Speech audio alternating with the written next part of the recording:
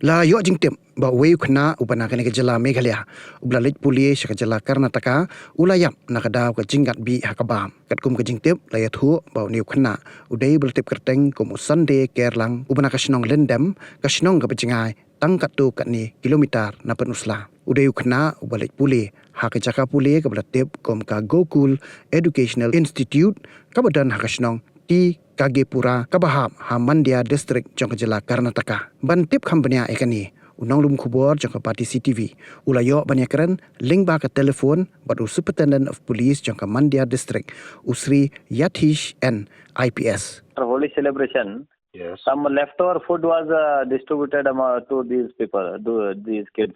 And yesterday morning, that one guy, Kerlong, he died.